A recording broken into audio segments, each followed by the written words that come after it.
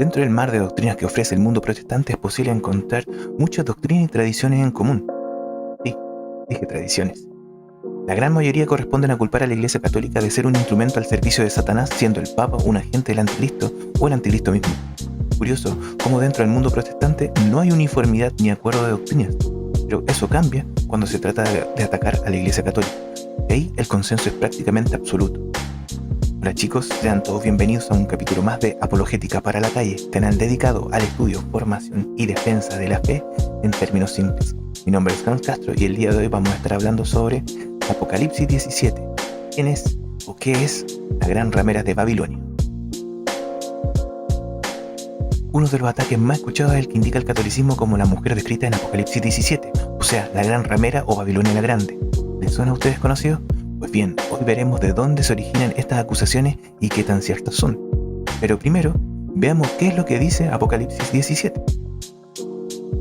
Vino uno de los 7 ángeles que tenían las 7 copas y me habló: ven, te mostraré el castigo de la gran ramera, la que se sienta sobre muchas aguas. Con ella han fornicado los reyes de la tierra, y se han embriagado los habitantes de la tierra con el vino de su lujuria. Me condujo en espíritu al desierto, y vi a una mujer sentada sobre una bestia roja, llena de nombres blasfemos, que tenía 7 cabezas y 10 cuernos. La mujer estaba revestida de púrpura y escarlata, adornada con oro, piedras preciosas y perlas. Tenía en la mano un vaso de oro lleno de abominaciones y de las inmundicias de su fornicación, y escrito en la frente un nombre, un misterio: la gran Babilonia, madre de las lascivias y abominaciones de la tierra. Y vi a la mujer ebria de la sangre de los santos y de la sangre de los mártires de Jesús. Al verla me llené de estupor. Y el ángel me dijo: ¿de qué te extrañas? Yo te descubriré el misterio de la mujer y de la bestia en que cabalga, la que tiene 7 cabezas y 10 cuernos. ¿Cómo y por qué el personaje aquí descrito ha sido identificado con la Iglesia Católica? Bueno, para llegar a eso, primero tenemos que ir por partes.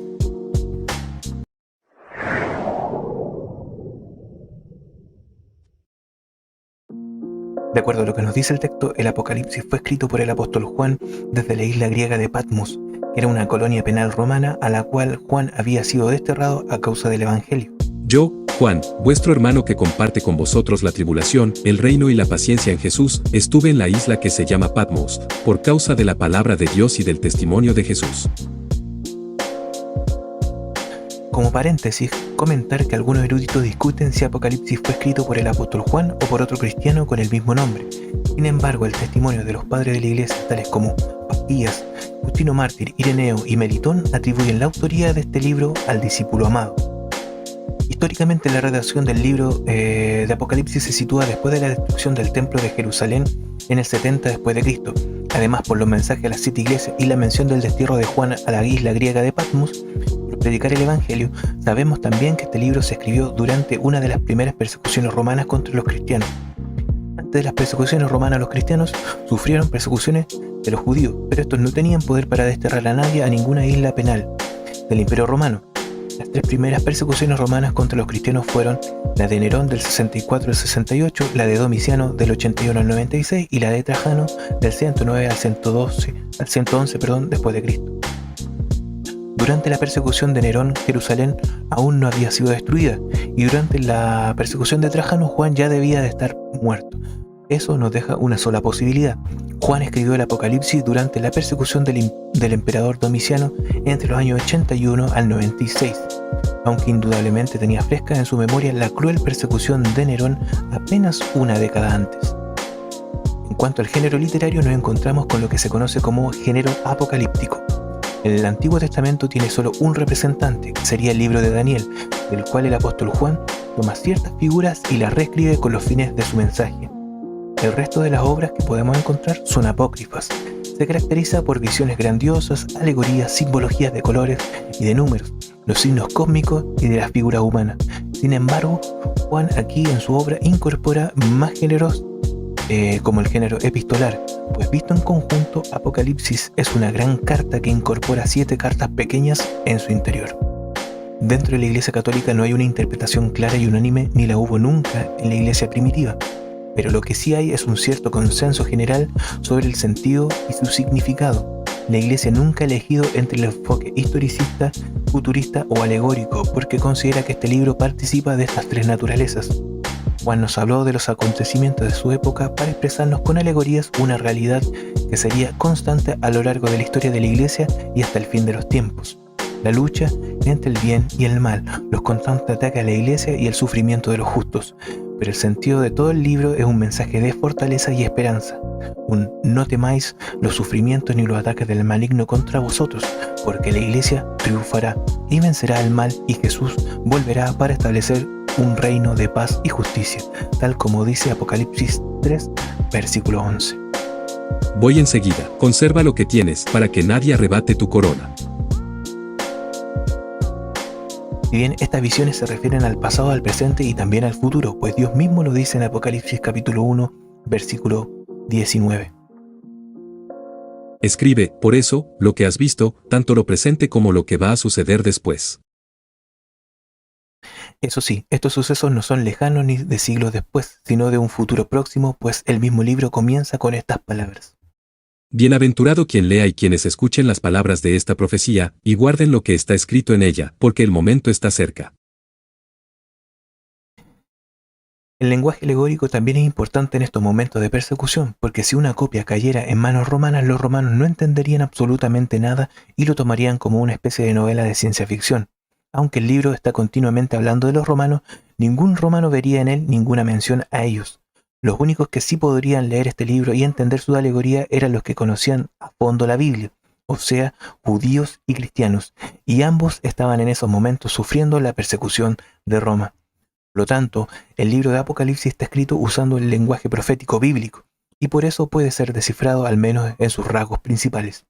Está dirigido a los cristianos que estaban sufriendo persecución por su fe a manos de los romanos, y al mismo tiempo tiene una dimensión atemporal y escatológica, pues los padecimientos de la Iglesia y su triunfo final es un mensaje de esperanza que va dirigido a los cristianos de todas las épocas, y por lo tanto el cristiano del siglo XXI puede leer este libro casi con la misma actualidad que los cristianos del siglo I.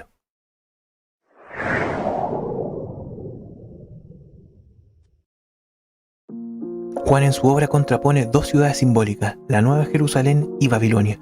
Por un lado, la Nueva Jerusalén es el paraíso consumado, la comunidad de los santos, la ciudad de Dios. La otra ciudad ha sido infiel a Dios, se opone a él, es Babilonia. En el tiempo de Juan, la Babilonia histórica que conquistó Jerusalén destruyó su templo y llevó al pueblo de Dios al exilio, ya no era más que un recuerdo del antiguo pasado. Entonces la ciudad de Babilonia es presentada aquí también, como lo hemos visto en los otros libros del Antiguo Testamento, Isaías, Jeremías y Ezequiel, como un símbolo de la maldad de este mundo, la encarnación de todos los males y pecados, y por sobre todo como el poder represor y malvado que lucha contra el pueblo de Dios. La Gran Babilonia, madre de las lascivias y abominaciones de la tierra. Es por eso que la visión presenta aquí a esta ciudad como una mujer que cabalga sobre una bestia de 7 cabezas. Luego de esta visión, un ángel que acompaña a Juan procede a explicarle la visión.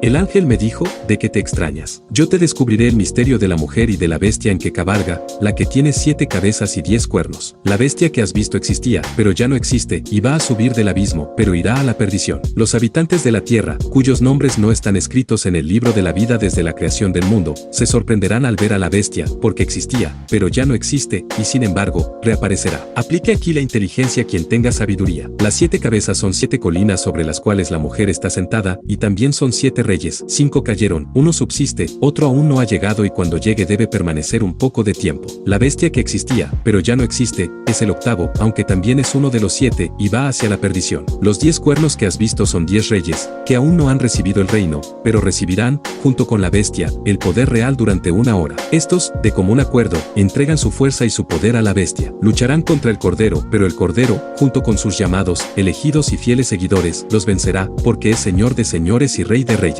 Y me dijo, las aguas que has visto, donde la ramera se sienta, son pueblos y muchedumbres, naciones y lenguas. Los 10 cuernos que has visto y la bestia aborrecerán a la ramera, la dejarán desolada y desnuda, se comerán sus carnes y la quemarán en el fuego. Porque Dios ha movido sus corazones para que ejecuten el designio divino y, de común acuerdo, entreguen el reino a la bestia, hasta que se cumplan las palabras de Dios. La mujer que has visto es la gran ciudad que ostenta la soberanía sobre los reyes de la tierra.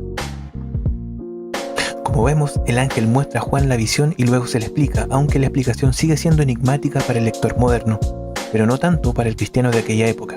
Recordemos que Juan quiere que sus lectores entiendan la profecía, pero al mismo tiempo no quiere que los romanos, si la lean, la puedan entender.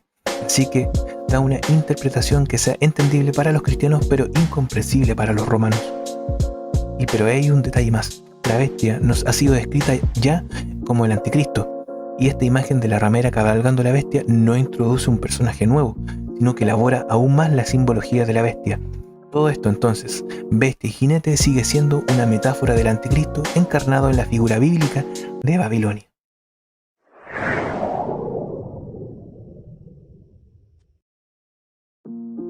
El simbolismo de esta imagen tiene varios niveles. Por un lado se nos identifica con la gran ciudad de Babilonia y por el otro lado se nos identifica con el anticristo. En realidad la imagen representa el poder represor que está persiguiendo a los cristianos. Se quiere ver ese poder personificado en Roma o en la figura del emperador. Y dicho poder será finalmente vencido y destruido. Y aquí ni siquiera es necesario pensar en la destrucción física de una ciudad, pues estamos tratando de metáforas. Entonces, si Juan se está dirigiendo a los cristianos que están siendo perseguidos por el poder estatal dominante, lógicamente se refiere a la Roma imperial. Entonces, ¿por qué no nombrarla claramente? Bueno, pues eso es sencillo. Por un lado, no menciono a Roma en el caso de que el libro caiga en la mano de los romanos y con esto que sea destruido. Recordemos que Juan está preso en Patmos, por lo que este libro sale de allí a escondidas. Y aún más, este libro es para ser leído en público. Bienaventurado quien lea y quienes escuchen las palabras de esta profecía y guarden lo que está escrito en ella, porque el momento está cerca.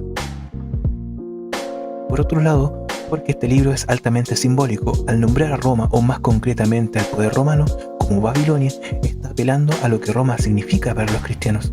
En el Antiguo Testamento, Babilonia era la cuna de toda la abominación y pecados y de la idolatría, y el pueblo judío tuvo que hacer un enorme esfuerzo para no sucumbir y mantener su fe, lo mismo que estaban sufriendo los cristianos en los tiempos de Juan.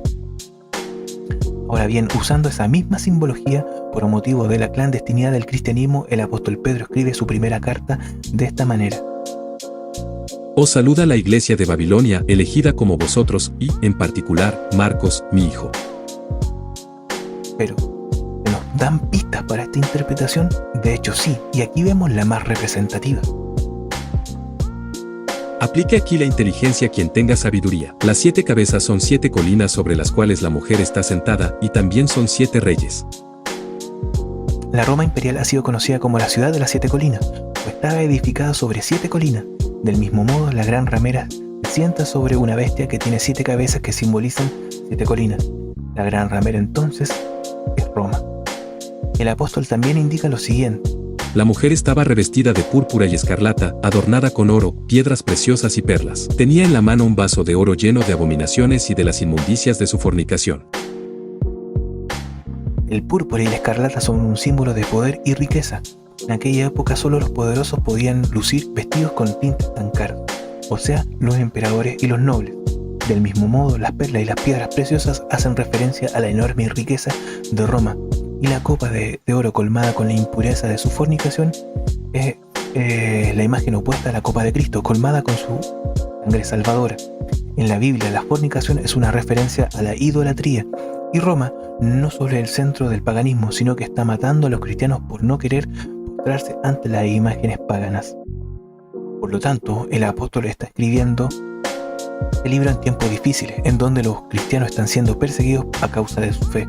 Por lo mismo, Juan, inspirado por el Espíritu Santo, escribe estas palabras de esperanza para que sigan firmes en la fe frente a este poder represor, porque se está librando una batalla contra el mal y ellos, los cristianos que están siendo perseguidos, están en la primera línea de batalla.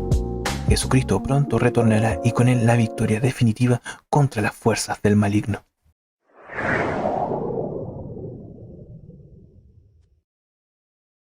Ya hemos visto brevemente de qué va Apocalipsis y el personaje de la Babilonia, que representa el poder opositor a Dios, esto es, el anticristo, concretamente el Imperio Romano. Pero, ¿cómo surge la idea protestante de que la Iglesia Católica es esta Babilonia o este anticristo? Bueno, a lo largo de la historia, esta interpretación ha sido adaptada o adoptada por diferentes grupos heréticos en su rechazo a la Iglesia Católica. Entre ellos tenemos a los albigenses, que eran unos herejes gnósticos de tendencias maniqueas, y posteriormente los reformadores protestantes como Lutero, Calvino, Tyndale, Knox, entre otros.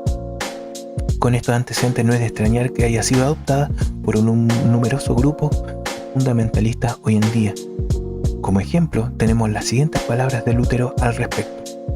Si Roma cree y enseña como Silvestre Prierias lo que yo no quiero creer, lo declaro abiertamente, el anticristo ocupa el templo de Dios. Babilonia está representada en la púrpura de Roma, y la corte de Roma es la sinagoga de Satanás. Si Roma apoya, a con acento Prierias, o venturosa Grecia, o venturosa Bohemia, felices todos los que estáis separados de Roma, que vivís retirados de esa Babilonia. Sí, yo lo digo. Si el Papa y los cardenales no cierran la boca a ese Satanás, lo confieso ante el cielo, me separo de la Iglesia romana, reniego del Papa y de los cardenales, y tengo a la Iglesia romana por la abominación sentada en el lugar de la santidad.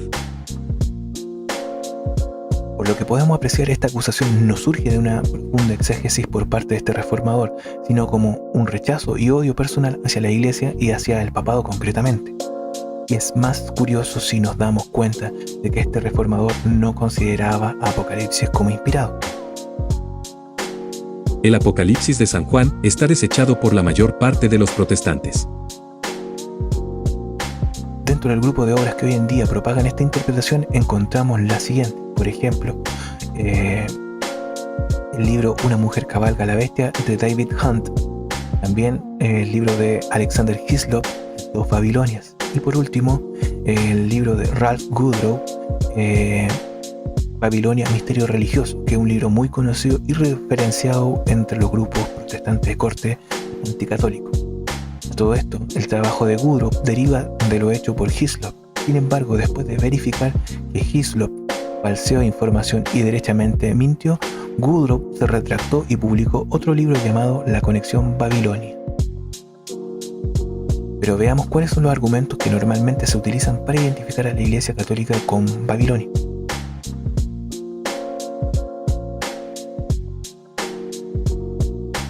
De entrada, la analogía de las 7 colinas es en realidad el primer argumento que falla.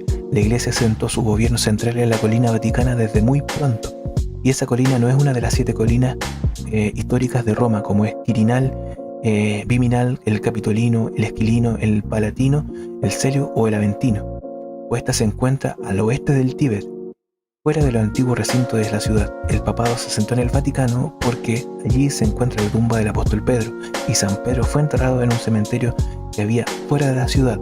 Si Juan hubiese querido profetizar sobre los papas o sobre el papado, habría sido más correcto describir a la ramera como sentada sobre una colina y no sobre 7. Pero aún más, aparte de Roma, hay otra ciudad que también se encuentra sobre 7 colinas. En este caso es bíblica, Jerusalén. Jerusalén cuenta con el Scopus, el Nob, el monte de la corrupción o monte de la ofensa, el monte de la destrucción, el original monte Sión, la colina suroeste también llamado monte Sión, el monte Ofel y la roca, donde se construyó curiosamente la fortaleza Antonio. Entonces ahora hay más de un candidato para hacer la ciudad sobre 7 colinas, y esto asumiendo que se tratan literalmente de 7 colinas. Pero, ¿hay alguna pista que nos indique que Babilonia sea una especie de referencia para Jerusalén? De hecho sí, y hay varios eruditos que optan por esta interpretación, como el caso de David Chilton en su obra Días de Venganza, o Días de Retribución.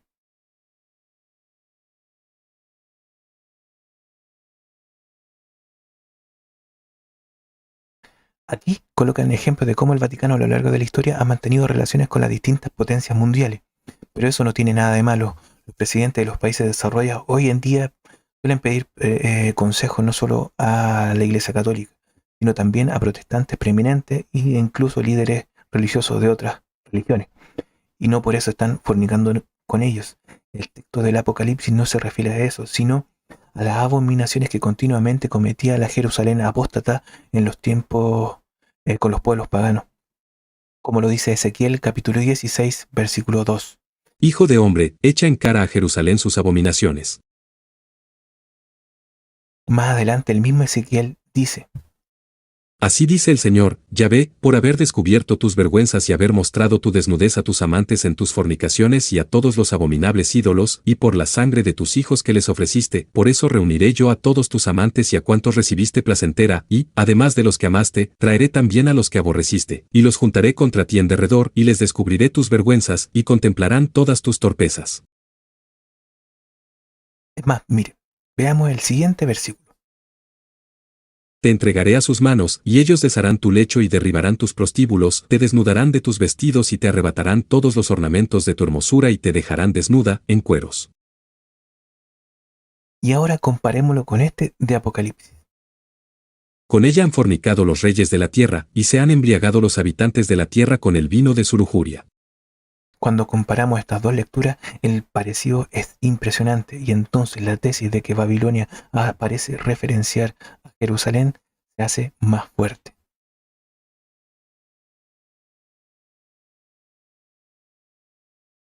Ahora, obviamente no podía faltar el argumento meme que presenta sacerdotes y obispos vestiendo vestiduras de púrpura y escarlata para hacerlos calzar con la descripción de Apocalipsis 17, versículo 4. La mujer estaba revestida de púrpura y escarlata, adornada con oro, piedras preciosas y perlas. Tenía en la mano un vaso de oro lleno de abominaciones y de las inmundicias de su fornicación. Sin embargo, lo cierto es que los sacerdotes no visten de púrpura y escarlata, sino que de acuerdo al ciclo litúrgico, los colores de sus vestiduras cambian. Una breve descripción del significado de estos colores sería la siguiente. El verde simboliza la esperanza, es el color que se utiliza en la liturgia en el tiempo ordinario, que son los días en los que no se celebra ninguna fiesta especial.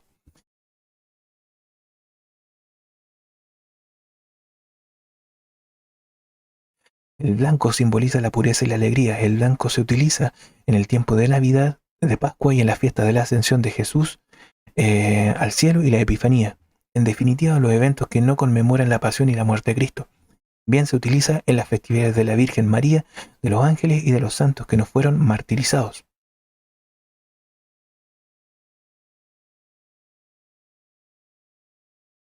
El púrpura violeta simboliza penitencia y el duelo.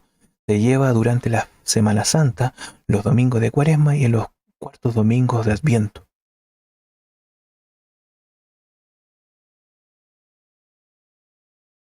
Por último, el rojo simboliza el fuego, la sangre y la realeza. Este color se puede ver durante las celebraciones de la Pasión, incluido el Viernes Santo, y en los días en los que se conmemora la muerte de los mártires, los apóstoles y los evangelistas. Siendo el color del fuego, es la elección natural para Pentecostés al simbolizar el descenso del Espíritu Santo como lengua de fuego.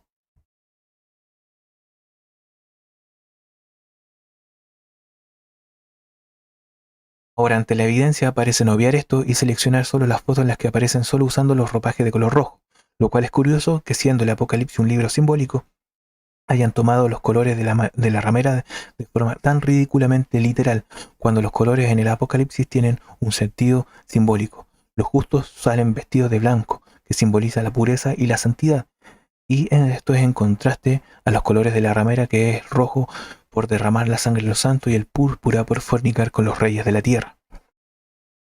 Por último, mencionar que esta interpretación literal no solo falla porque el color predominante en el clero católico es el blanco, sino que Dios mismo mandó hacer las vestiduras de los sacerdotes levitas de color púrpura y escarlata.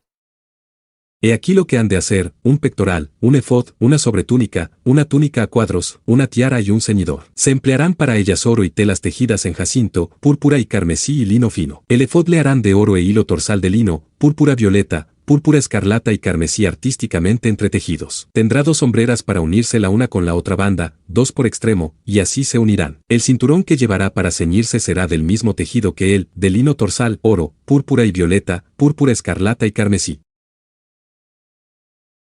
Entonces los colores púrpura y escarlata que viste la ramera son asociados a por los fundamentalistas del papado, lo cual no encaja del todo y menos ahora.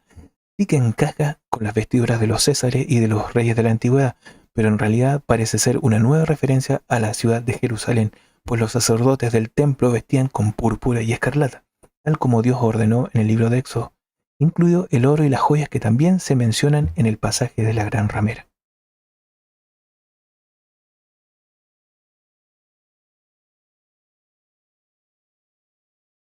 David Hunt, en su libro Una mujer cabalga la bestia, dice en la página 78, y abro comillas, la increíble riqueza de esta mujer es la segunda cosa que llamó la atención de Juan, cierro comillas, y pasa a asociar esta descripción con la supuesta riqueza de la Iglesia Católica.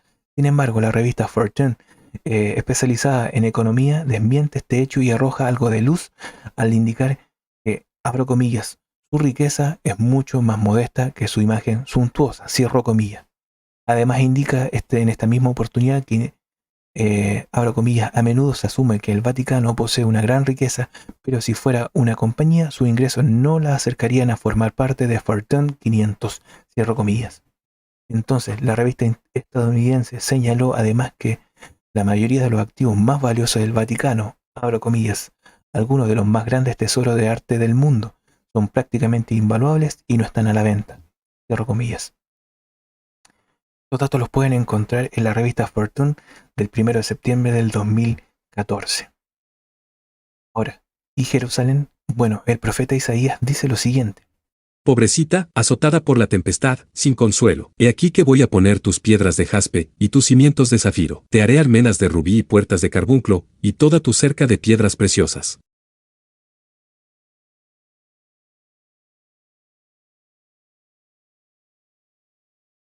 Hunt, en la página 79 de su libro, agrega también que, abro comillas, la expresión en la mano un cáliz de oro de nuevo identifica a la mujer con la Iglesia Católica Romana.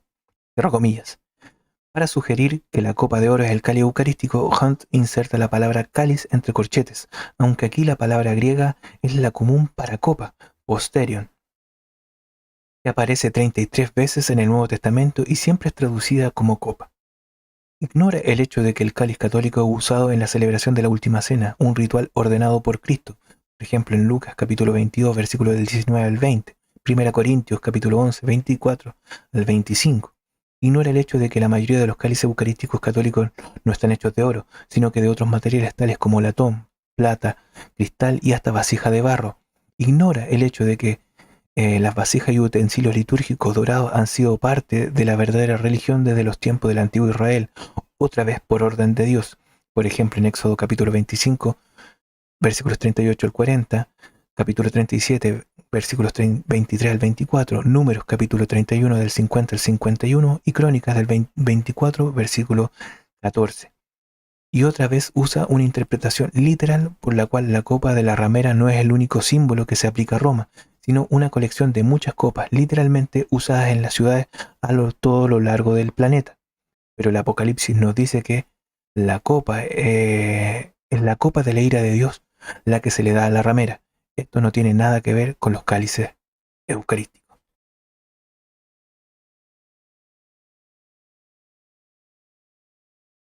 El apóstol Juan dice de ella lo siguiente. Y vi a la mujer ebria de la sangre de los santos y de la sangre de los mártires de Jesús. Al verla me llené de estupor.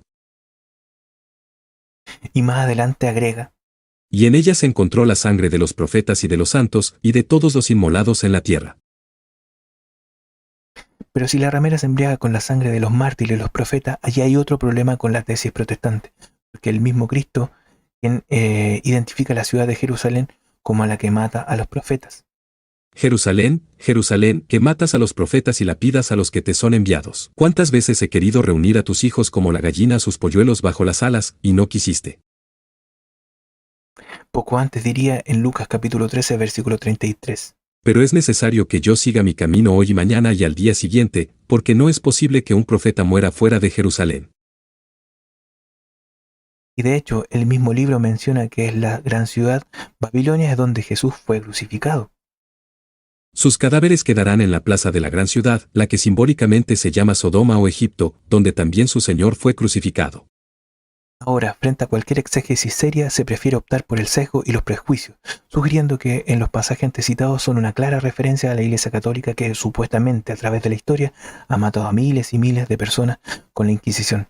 Pero lo cierto es que hoy ninguno o muy poco de los protestantes que se identificaría con estas doctrinas que profesaban estas personas, por lo que llamarles mártires y santos es cuando menos exagerado. Además, hay que recordarles que en este asunto estamos bastante empatados en estupidez y crueldad.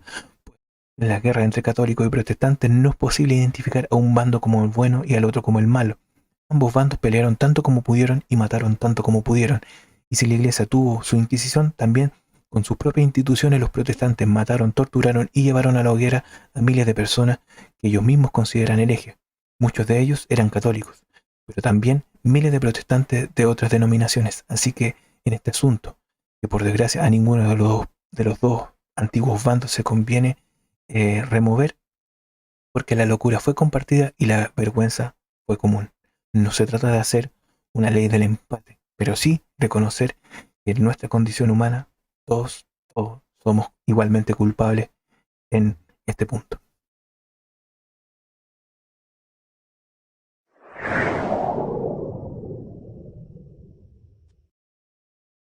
El Apocalipsis juega mucho con las alegorías de varios niveles, donde una cosa representa a otra, que a su vez simboliza a otra. Algunos niveles son explícitos y otros son implícitos.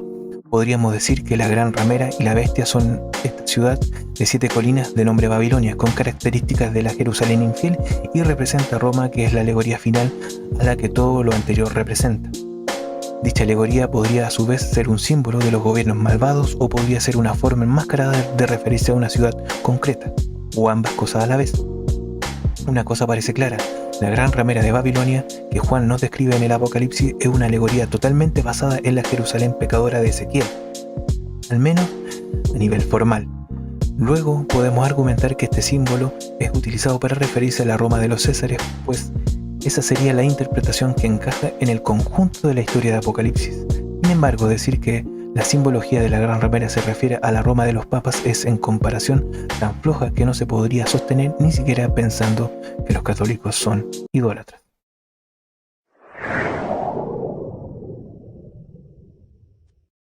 La mujer que has visto es aquella ciudad grande que tiene la soberanía sobre todos los reyes de la tierra. Ahora, fundamentalistas asocian este pasaje a que claramente se refiere a la Iglesia Católica, concretamente al papado que gobierna sobre los reyes de la tierra. Interpretación exagerada tanto hoy como en la Edad Media, en la que se podría decir que el Papa tenía influencia sobre los reyes de Europa, no sobre los reyes de la tierra. Es claro que el Papa Francisco no reina sobre los reyes de la tierra, así que resulta del todo incomprensible que alguien pueda decir aún hoy en día que el Papa de Roma es claramente la gran ramera descrita en el capítulo 17 de Apocalipsis. Se necesita mucho fanatismo y mucha ceguera, entre otras cosas, para ser capaz de mantener esa afirmación y decir que el Papa es el anticristo. Pero en fin, tiene que haber de todo en esta anticristo. Estos anticatólicos y fundamentalistas interpretan literalmente lo que les conviene para ajustar lo descrito de este libro a su propia interpretación de que no se refiere a la Roma imperial sino a la Iglesia. Siendo en este caso, habría que preguntar qué criterios utilizan para poder saber cuándo interpretar de forma literal y cuándo de forma alegórica. Un ejemplo de esto es el siguiente. Los 10 cuernos que ves son 10 reyes, los cuales no han recibido aún la realeza, pero con la bestia recibirán la autoridad de reyes por una hora. Este pasaje es generalmente usado para decir, como estos reyes aún no han aparecido, es claro que se refiere a la Roma papal. Pero esto es absurdo y no responde que esos reyes no hayan aparecido, pero que sí lo haya hecho la mujer, o en este caso el catolicismo.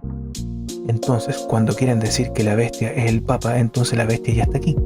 Cuando quieren decir que las 7 cabezas representan a la Roma papal, entonces las cabezas ya están aquí. Y cuando no saben que los reyes son esos 10 cuernos, entonces es porque los cuernos todavía no están aquí, sino que son algo en el futuro. Parece una forma de razonar muy poco seria.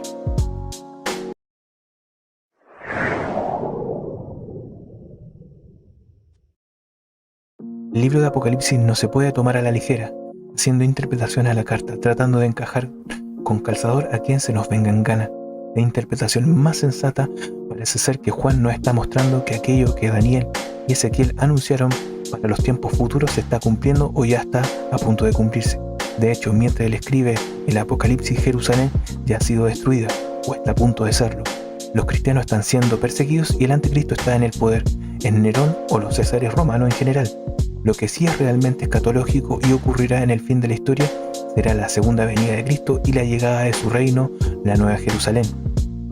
Se trata pues, como sugiere el libro, de una profecía que en este momento ya está en marcha. De hecho, como hemos dicho anteriormente, el mensaje es para un momento inminente o inmediato, incluida la persecución de los justos y la sangre de los mártires.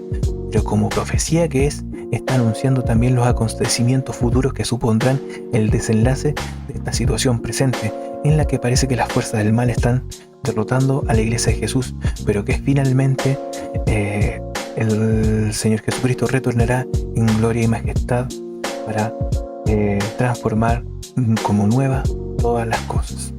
Eso, chicos, espero que les haya gustado, espero que hayan disfrutado de esta introducción, repasando algunos puntos importantes, que sea el puntapié inicial para que ustedes hagan sus propias investigaciones. están dentro de cada cita está de donde tomé la información. Y eso, no olviden darle like al video, compartirlo, suscribirse al canal, compartir, bueno, ya dije compartir, comentar, seguirme en mis otras redes sociales como TikTok, que tengo TikTok, Apologética para la Calle, Instagram también, Apologética para la Calle, y Twitter. Pero Twitter no lo ocupo nunca, así que Twitter da lo mismo. Eso, chicos, que Dios los rebendiga, nos estaremos viendo en el próximo video y